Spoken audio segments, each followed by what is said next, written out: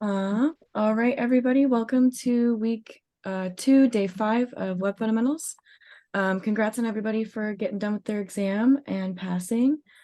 Today we're going to talk about Bootstrap.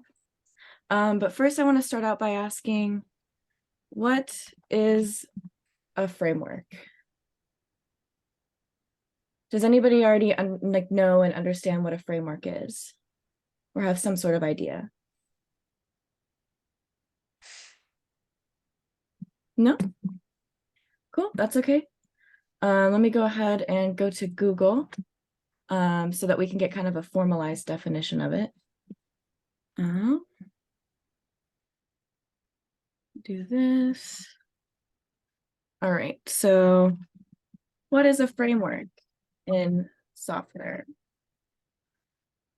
So in computer programming, a framework is an abstraction, let me zoom in which software providing generic functionality can be selectively changed. Let's say, what is it in programming? So there's different types of frameworks. We have web frameworks, front-end frameworks, which we're going to be talking about today. We have back-end frameworks, which you'll be using in like Python and Java or C# and Mern. And then there's a couple of different other ones that we won't really get into too much. And then here's a little diagram that kind of shows different types of frameworks. So some of these might look familiar to you. There's PHP, NPM, jQuery, Node, which you'll get into with React as well, which is the little symbol right there. So a framework essentially is a programming or in programming is a tool that provides ready-made components or solutions that are customized in order to speed up development. So this whole time in Web Fundamentals, we've been kind of making our own CSS and like writing it out how we want it to look on the page. But Bootstrap provides a source of rules and pre-made CSS, which we'll take a look at here in a second. And we'll be using frameworks for every stack in the bootcamp, so it's really important that we get used to them, which is why we're talking about them now.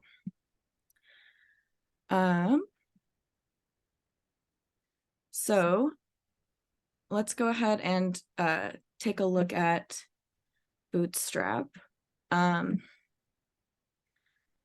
then, so what Bootstrap, let me go ahead and just Google Bootstrap first. I know I'm already on the website, but so to get to the Bootstrap website, basically, you just type it into Google and click the first one. And again, Bootstrap is kind of like pre-built CSS. So it's like a library compiled of or composed of pre-built CSS. It's a powerful, extensible, feature-packed front-end toolkit and comes with a lot of really like important things that otherwise we would have to write out by hand all ourselves.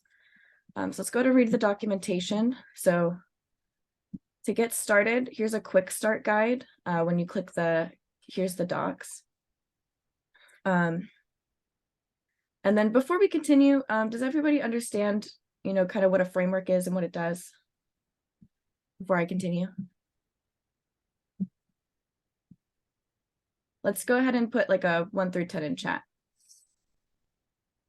10 being that you understand, 1 being that, you feel like you need to go over it a little bit more.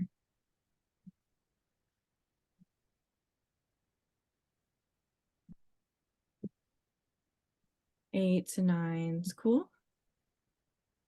Well, does anybody have any questions or concerns that you want me to kind of go over a little bit more specifically? It's essentially just a template? Kind of, but not really. It's more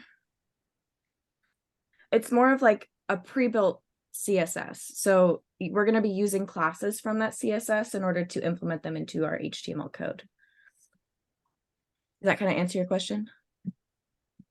A little bit. I mean, on the web page, I see you have to like install certain packages? No, so actually Bootstrap is really easy to get started with. You don't really need to install anything, at least for our purposes of what we're doing. If we go down to step 2 in this, all we're doing is just adding a link to a CDN. And a CDN is basically just a like compressed version of what CSS looks like. And we'll take a look at what the CDN link goes to here in a second. So yeah, let's actually go ahead and look at that right now. So let me go ahead and copy this. Because this link, I'm copying this because this is where the like it's, you know, is linking to the CSS specifically. And I know that based on it being href. So let's go ahead and go there. And so this looks really jarring at first, right? But if I zoom in here, that's the wrong thing. There we go. We can kind of see that there's curly braces, there's the colon, semicolon, and it's kind of giving a value here. It says blue, and then this is probably a hex code for a blue color. And if I keep scrolling down and look at like .h6, font size 1 rem, this is changing the font size for the h6, etc. So you can see that this is basically just CSS, it's just highly compressed. So before we continue, let me go ahead and copy this. And we're going to paste it into a CSS file. So that way we can kind of see what it looks like. You don't need to do this in order to implement it.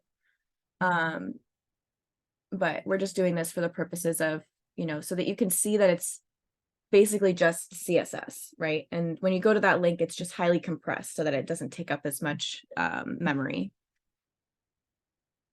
Does that make sense to everybody so far?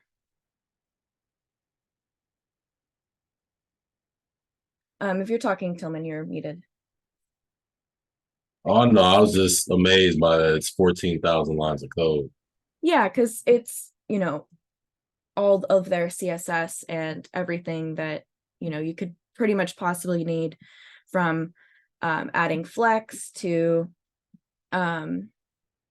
what's it called? Adding flex to, you know, grid-based, like, you know, putting things on a web page using grid, etc. So it has a lot, and you see a lot of these are just single lines in the class that they're adding information to.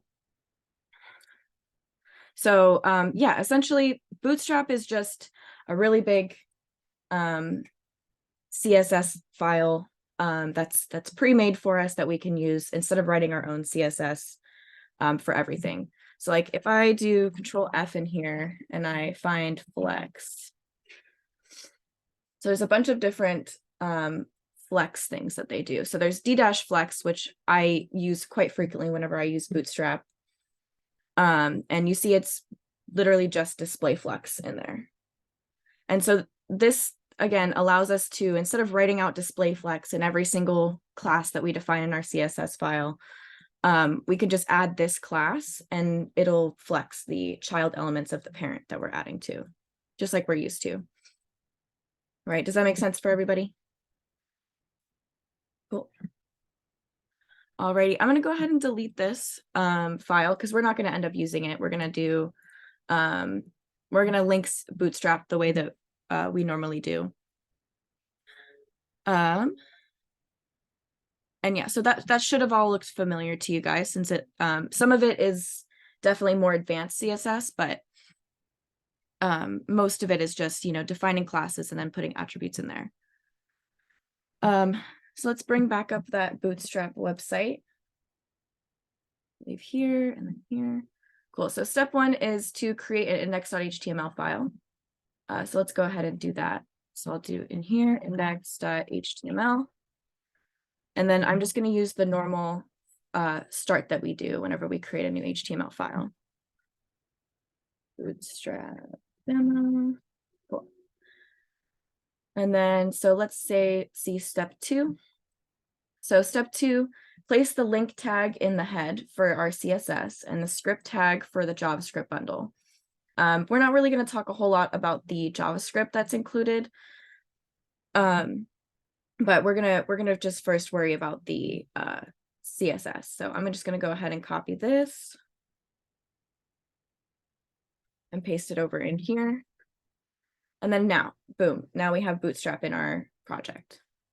That's essentially all you needed to do in order to put Bootstrap onto your HTML page. So first off, I'm just going to show kind of like one of the really basic differences between using a framework and using just raw HTML and CSS. So I'm going to open a default browser. I've just got the white page. Let's go ahead and just put some text really quick. Hello world. So when I put this text on the page, I don't know if you guys noticed, but the font is already different. So Bootstrap uses the most popular default font that there is. I can't exactly remember the name off the top of my head, but it's really good at, using things that you see on most websites. So the default text font without using Bootstrap would just be that, right? And it also changed the size of it, if you notice the difference there. So that's one cool thing I like. I like the font that it uses, and I usually don't end up changing it because of that. So there's that first. And then you can do some other really cool things with Bootstrap. Let's go ahead and see.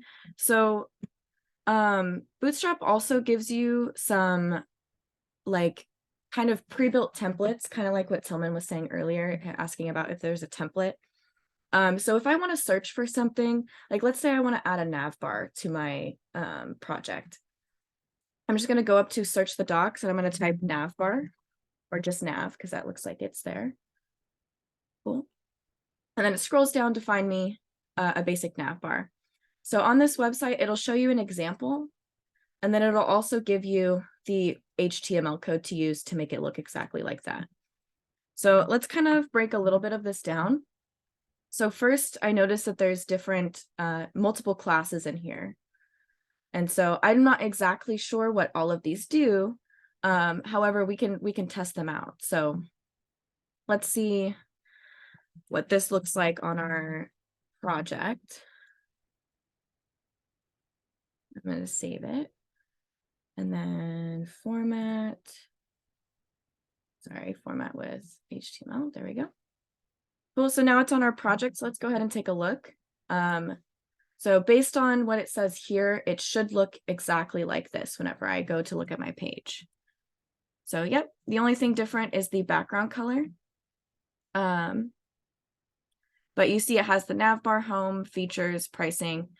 And then if you notice, whenever I hover over these things, they kind of have their own little, like hover over features. It's kind of like increases the opacity of the color, etc. And it has like it changes my mouse from the normal mouse to a click, the pointer finger, which is kind of cool. So instead of having to add those hover, like on hover features to your CSS to change like the pointer and the opacity, it does that for you. And then let's say I want to change the background color of this nav bar. So I'm going to go in here and I'm going to say background color, and I'm going to find one that I like. So the white kind of hurts my eyes a little bit. So let's go ahead and do background secondary subtle. So I'm just going to copy this here, or let's see, is there a HTML code? Yeah. So these div classes, they have a lot of extra stuff in them, but what I'm looking for is the class that corresponds to what it's showing in the example. So in this case, it has background secondary subtle. So I'm just going to copy that. And I'm going to paste it into the div or tag that I want to apply it to. I want to paste it there, save it, and then refresh the page. So yeah, see, it changed it a little bit. Let's make it a little bit of a darker. I'm just going to do background secondary instead. So instead of secondary subtle, let's change it to background secondary. and then do that. It's not working. Do I see that? Yeah. Hang on, let me do background dark. I know that's going to be like a darker color. What? Okay, I think there might be a class in here that's conflicting with the color. So we'll just ignore that for now. But I can also add that background to the body itself. Let's do BG-dark. Please work. There we go. Okay. So you see, I did BG-dark. So BG stands for background in Bootstrap. And then I chose the dark. So another cool thing too about Bootstrap is that it has its own like pre-built like color palette. So all of these colors are pretty much able to be used anywhere. So this is background color. Let's say I want to do text color or just reset. Let me just do color since that's what the thing is. Yeah. So text primary, you see it's also blue. Secondary is also gray. Success is blue or green. Text danger is red, etc. So all of these like dash for the are different colors. So the dash secondary is a color, dash success is a color, but you see the first part is what changed. So if we want the text to be green, we'll do text dash success. Let me see if I can apply that to our nav bar. Text dash success. Let's hope that that changes it. No, it doesn't. I think there's conflicting CSS properties, so that's why that's not. But if I do so these are all buttons. If I want to add something or change it, from that, actually, before I go on, is everybody understanding how to add extra classes so far and use like templates in Bootstrap?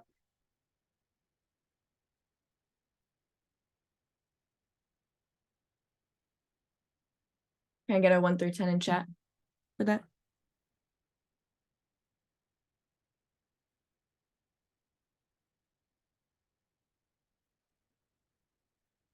How are we feeling about adding stuff? Adding templates in Bootstrap?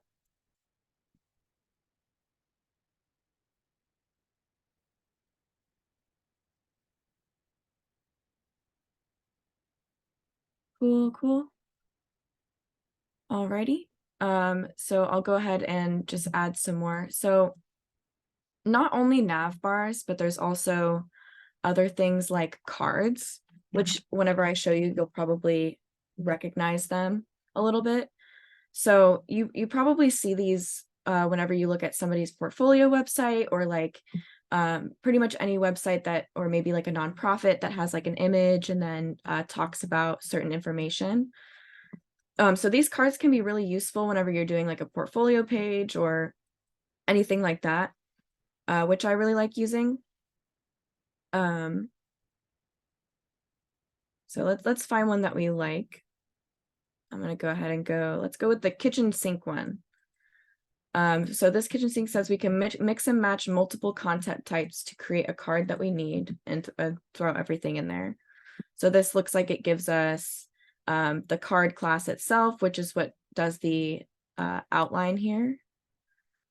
And then we add an image, and that it has a class as well, which does card image top, which probably fills it to fit into this area here. We have the card body, which is going to have some text and have its own styling in there as well. So let's go ahead and copy and paste this, and we'll kind of take stuff away as we need. So after the nav, I'm going to go ahead and paste that in there. Let's format with this. And then now I'm going to have that in my website. Let me save it and then go into here. Cool. So now I have a card. I need to add an image to make it work, but you get the kind of general gist of it. It's got the different elements in there. Now let's say I want to take away some of the stuff that comes with it. So I'll modify that by kind of looking at the different classes that comes with it. Let's kind of look at both of these at the same time. So in here, I've got the card body, which goes after the image. So I know that's most likely going to be this section. So let's say I want to take out this list, an item, a second item, a third item. So if I want to take that out, I would just delete it or comment it out and then refresh, and now it's gone. Let's say I want multiple of these cards. I'm going to take out the image just for now so that it doesn't have the thing there. I would put most of them in a div, and I want them next to each other. So let's go ahead and make a parent div. Let's call it just div. And then I'll put this in there. And then let's copy and paste this a couple of times so that they can get on the web page. So right now they're just stacked on top of each other. But if I want them flexed, I already showed you guys the display flex in the actual like CSS for it. But if I wanted to find it and I don't remember, let's just go to flex behaviors. And then I can see here, apply display utilities to create a flexbox container and transform the direction of children elements into flex items. So in here, I'm mainly looking for things that kind of make more sense to me. So P-2, I don't exactly know what it does, but D-flex, I do know what it does, right? So I would just copy this and then paste it into, let's do the parent element. So let's add a class right here. D-flex, and let's see what that did. Awesome. So it made them all go next to each other. Now let's say I want to add some spacing from the top of this parent away from the nav bar. So I'd go back and I'd look for margin and padding. And now it kind of gives the cool thing I like about Bootstrap the most is that it always gives you kind of an explanation on what it's doing and what each of these utilities that it provides does, and kind of gives you the format too. So the property, meaning the margin or padding, the sides of it. So that would mean the top, bottom, start and end, which is left and right. X and Y for both, X being for both left and right, and Y being for both top and bottom. Does that make sense to everybody? Cool. Any questions on like maybe how to find certain things in the Bootstrap docs? Maybe you want to see something specific to see if it has it, etc.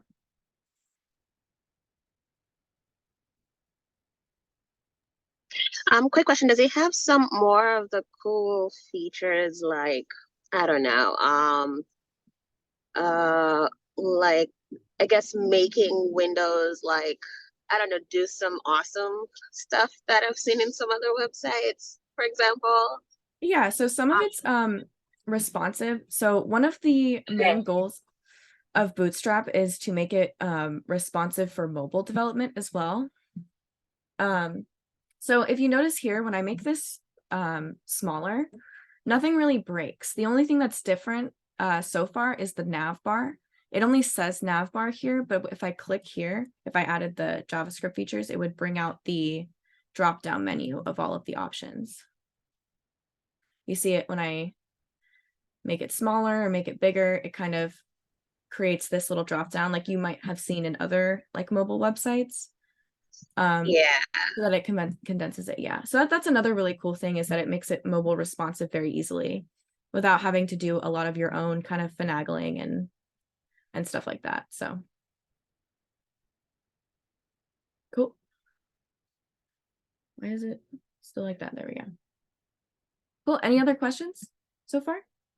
So in that example, with the translating to mobile from desktop to tablet or whatever in Bootstrap, that would make it better than using like jQuery or was it media query? I forget what it was. It was jQuery, yeah. So jQuery I believe is a little bit different, but I have to get back to you on that. But yeah, I wouldn't say it's better one over the other. But yeah, you can definitely play around with it yourself and stuff like that. But yeah, anything to add on that, Josh?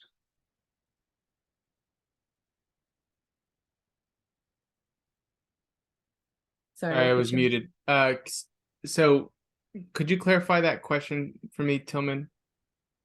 I was just looking at, some of the lectures in the app, in the Photogogo app. I think it was media queries, and I was watching the video, and they were talking about these four buttons, how, one was in desktop mode, if it was greater than 1024 pixels, Yep. on a line, but if it was like 481 pixels or more, it'd be the two boxes, and then if it was less than 480 pixels for mobile, it'd be all in line like that. Yes. So Bootstrap uses media queries to check what size the screen is, and depending on that size of the screen, it's going to then change the view of, for example, could you squish in the nav bar or the window, Kaya? See, when you squish it, now it makes all the options on the nav bar onto a single button. If you were to right click, and this is getting more into the next lecture, but we can dive into it now. So if you right click and inspect and then change the view to a mobile, so fully expand the window for me, and then click that one there, and then change the right here, if you could change this to like a mobile device, so you can pick your mobile device. This one's the iPhone SE. You can pick an iPhone 12. This is what it would look like on your website, would look like on an iPhone 12. So what Bootstrap is adding here is some extra features that you wouldn't have had to have customized through media queries that I would be showing you how to do. Bootstrap already does the media queries for you. So for anyone that doesn't understand, I haven't explained what media queries are yet, but I'll have a whole lecture on it in the afternoon. Basically, media queries are asking what size are the screen. I'll adjust the HTML and CSS to fit whatever screen size you're working with currently. So it's querying, it's asking what media device you're using. So are you using an iPhone 12? Oh, I know that the screen's only going to be, 5,000 pixels wide, however wide that is. And so if it's 1,000 pixels wide, if that's the only space, then I'll make the nav bar just this option button on the right and a title on the left, instead of it being like, let's say 3,000 pixels wide on a desktop. In that case, I want to put all the options out there for you instead of having that button on the top right. Yeah, so thank you, Josh, for talking about that. Let's go ahead and implement like the margin and padding. So margin and padding can get kind of complicated, especially if you don't keep consistent with spacing. So Bootstrap provides like a very specific sizing for it. So each of these, it looks like it increments by a quarter. I'm not exactly sure what the pixel ratio is for that, but we'll go ahead and I'll show you the different numbers and how much margin it adds for it. So let's go ahead and do that. So if we take a look at the kind of format that we need to use, we need the property, we need what sides that we're going to be applying it to, and we need the size of it. So let's say I want to add a margin to the top, and then we'll go through the different numbers as well. So for that, I need M and then T, and then the dash here, and then I need the number. So let's go ahead and add that. We're going to add a margin top to the parent that we flexed. So that way it kind of pushes it away from the nav bar. So I'm gonna go MT dash, let's start with 1. And then we'll see how much space that gives. So see, it pushed all of the cards away from the top. So let's see, 2, pushes it away a little bit more. And then it gets increasingly, it takes up increasingly more space the more margin you add. And then it goes all the way to 5. So let's look at 4. And then 5. So this just helps keep consistent with how much margin you have. So you don't have to guess or keep looking at how many pixels you put for margin. Cool. Alrighty. And then another thing that I really like for Bootstrap is creating forms. So I'll just go over that really quick. And then overview. Cool. So it gives us a lot of different options for forms. That's kind of why I like using Bootstrap for forms. So it gives us form control to style textual inputs and text areas with support for multiple states. Hang on, I keep clicking one of the links. So if I click that, it takes me to form control. So form controls are styled with a mix of SASS and CSS variables to adapt color modes and support any customization method. So it just allows for a lot of customization. So here it looks like we have an email address, we have some placeholder text, we have an example text area, and if you notice, all of these use the same class, which is kind of also why I really like using forms, because it's not like form for text or form for text area. It just kind of gives you a overall like form kind of styling. So let's go ahead and make a form really quick. So let's just copy and paste this one. We're just going to add that, let's say above the cards.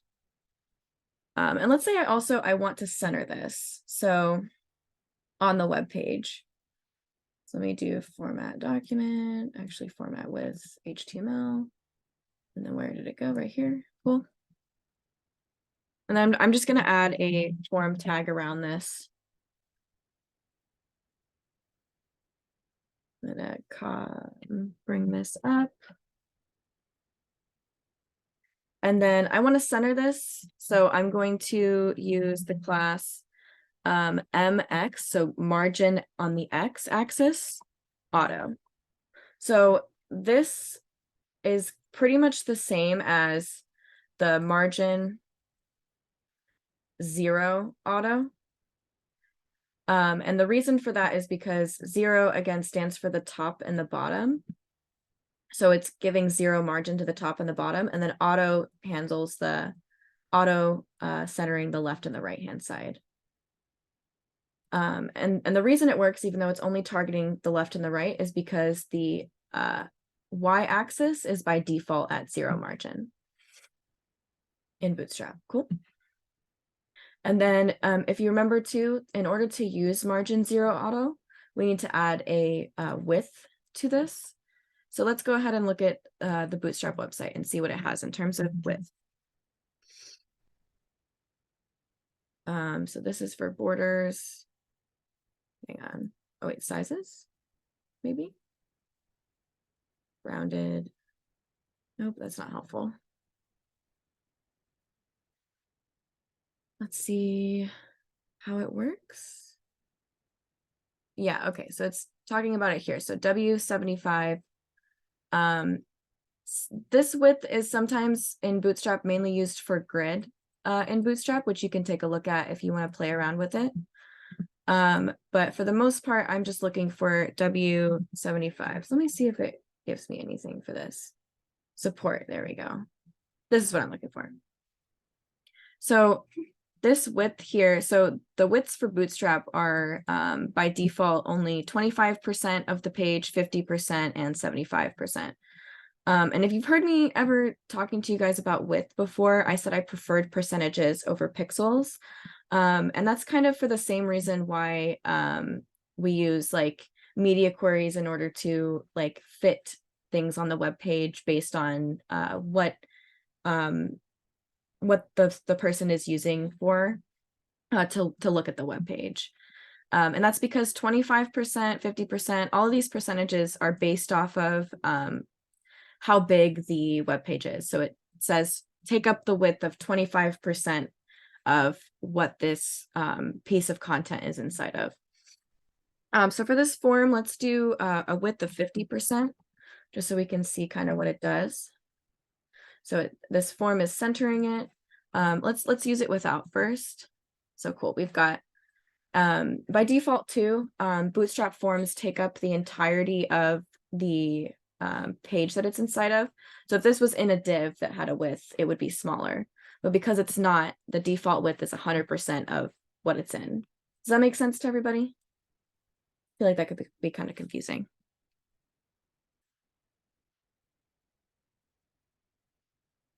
Let's get the 1 through 10 in chat again.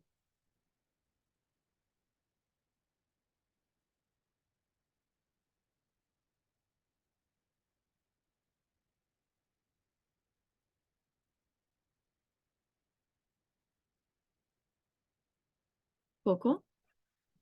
So again, I'm going to make this centered and I'm going to give it a width of 50%. Let's go here. It's kind of hard to see, so I'll go ahead and do this. And then, so we're going to apply this to the parent element, which is the form. So we have mx-auto already. Let's do width 50% and look at what that does. Cool, so it shrinks it down to 50% of the website. If I make this smaller, it's going to also get smaller. So that way it dynamically fits to what's inside the website. Okay. Sound good. All right, is there anything else anybody would like to see with Bootstrap so far?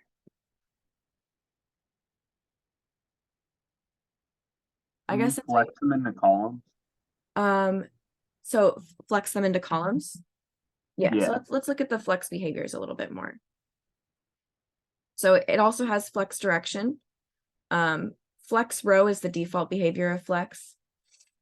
So let's do the flex column and then flex column reverse. So you notice the difference between these two is that these ones are next to each other because they're in a flex row, and these ones are in columns or in stacked on top of each other.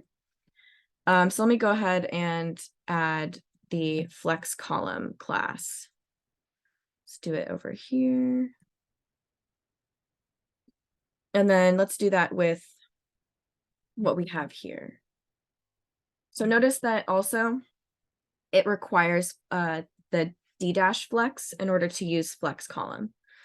Because if I just tried to use flex column, it's the same reason as to why we can't use align items or justify content if there's no display flex. Does that make sense? Yeah, that makes sense. And then Cool. can you do the same with justify content, I guess? Yep. So if we keep going, we've got justify content in this section. So since flex is like widely used for front-end development, there's an entire section on the Bootstrap website that kind of talks about the different features that it has implemented. So let's do justify content between, so space between. Let me get rid of that. Sorry. Justify content between. So let's add this to our code. And then let's see what that does. So cool, it spaces them with even space between. We could do start, which is how they normally are. We could do end, which puts them to the end of the element that they're in, etc. So it has all of that implementation as well as align items. Let's take a look at that, which I think is just below here. Yep. So align items changes the alignment up and down, just like we're used to. The align items stretch is the what it normally does, especially with buttons and stuff. But yeah, align item center, same with start and end. So it has all of these features built in so that you don't have to write them yourself. You can absolutely use your own CSS as well with Bootstrap. The only thing that I would be careful of is making sure that you put your CSS link underneath. Let's say I wanted to add like my own colors and stuff. We're going to go under here and we're going to do the link CSS, style.css. Cool, that matches. So if I go in here and actually, let's say I want to change the font family. So let me go to Google Fonts real quick because I think that'll be easier to show why you need to put it below the link below Bootstrap and instead of above it. So let's do that. Let's go to Google Fonts. Let's say I'm wanting this like hand-drawn font. So we'll go in here. We're going to choose regular 40. How do I add this again? Oh goodness, select regular 40. I'm going to import it into my CSS. Nope, this one. And then I'm going to use it in the CSS resetter. So now this is going to change the font of my website to be this hand-drawn font that I just found. So if we go back, did I make a new tab? I did. Okay, cool. So now if I refresh, it's all going to be that hand-drawn font that I just chose. However, if I put the link above,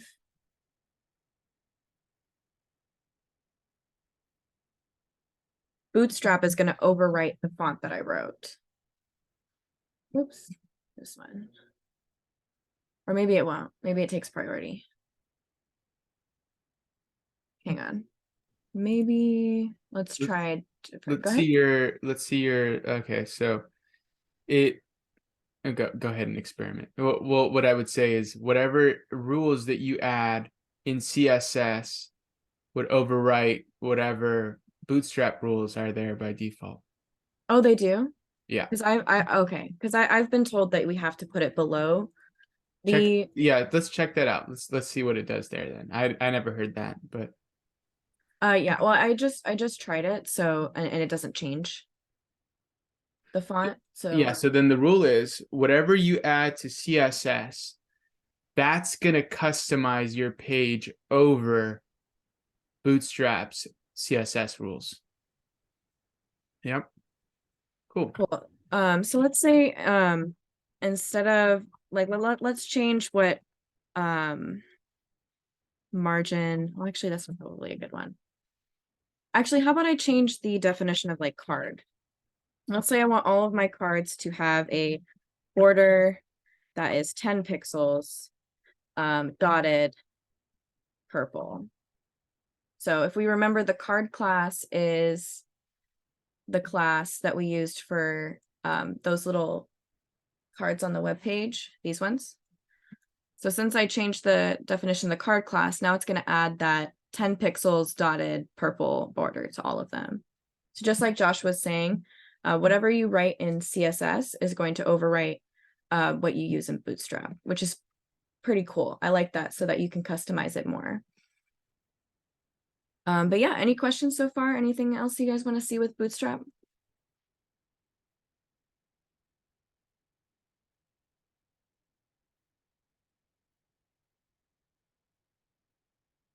Cool. Well, I think that's it for me. Josh, is there anything you want me to add with Bootstrap or anything? Go No, over a little bit more. no, that was a good demo. I appreciate that, Kaya. Maybe if I could add a word here at the very end. You may be thinking to yourself, okay, I just spent the last couple weeks learning how to write code blocks, and you tested me on it using just HTML and CSS. So if I can do this myself, why am I using somebody else's rule? Why am I using someone else's? Why did you teach me to do this like on an intricate level by myself if I could just use someone else's code to do it better? The answer to that is because you need both. All right. So let's say you are a shoe cobbler, right? You make shoes from scratch. You make the sole from scratch, you get the leather, you cut up the pieces, you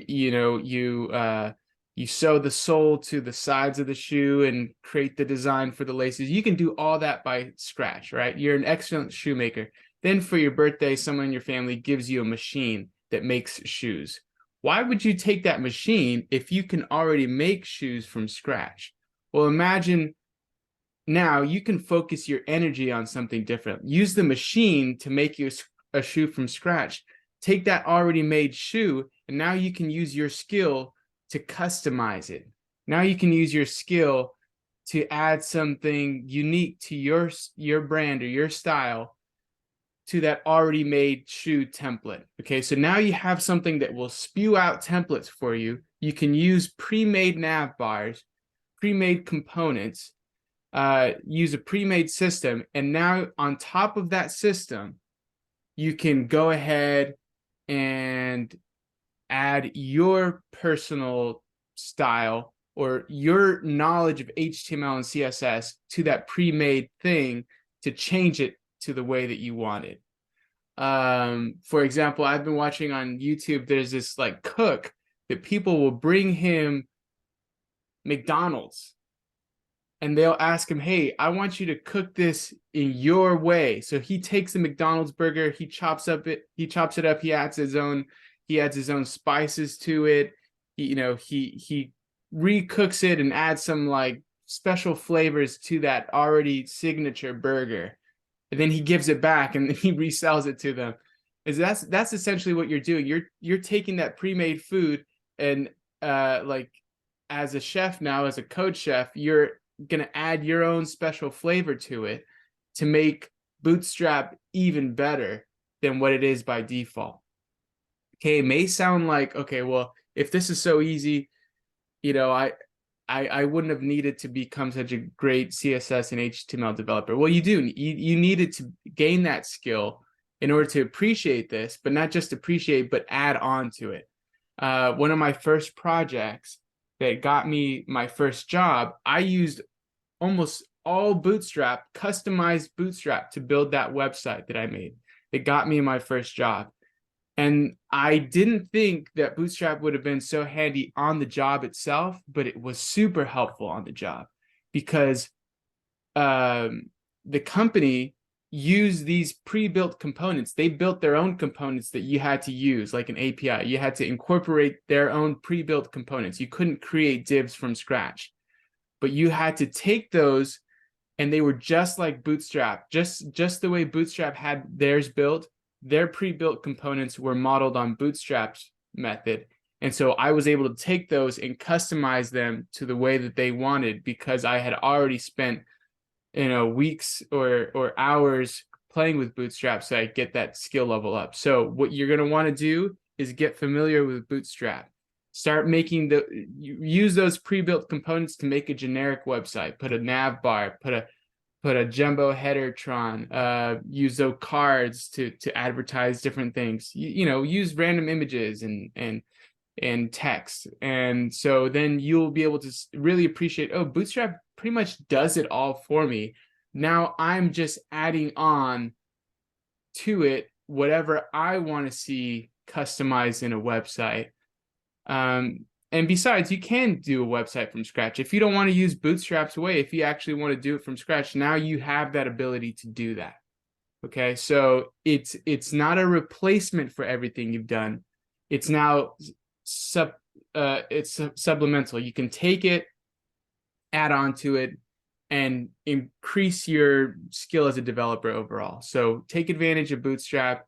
You can use it for your project week next week. And yep, that's pretty much all I have to add. It's super useful even for your possible first job. Yeah, and I will say too, just to kind of like branch off of what you were saying about how your job that you got used Bootstrap that they customized. Most like bigger companies have their pretty much every company that has a website has their own like CSS library. And most of the time it is built off of a CSS framework. It doesn't necessarily have to be Bootstrap. There's other ones such as Material UI and Tailwinds as well. The reason we show Bootstrap though is because it's so easy to implement and explain with like class names and everything like that. But yeah, Bootstrap is really important. CSS libraries are really important to learn, even though we've already went over pretty much all like raw CSS writing. So yeah, let's go ahead and take a look at the schedule for the rest of the day. If you don't mind if I try to go over that, Josh. Yeah, of course. Go ahead. Yeah. Cool. So today, it was supposed to be exam retakes, but everybody passed and everybody did great on the exam. So it's mostly going to be a pretty easy day. You can spend your lunch or lunchtime period between now and 2 p.m. Mountain Time, kind of either playing with Bootstrap or, you know, making the morning algorithm, like adding on to it and doing what you want with it. And then this afternoon, we're going to go over media query and advanced JavaScript stuff using NPM, which is kind of fun. So I would, you know, make sure you stick around for that. And then other than that, it's been a great week today. And thank you guys for letting me demo Bootstrap.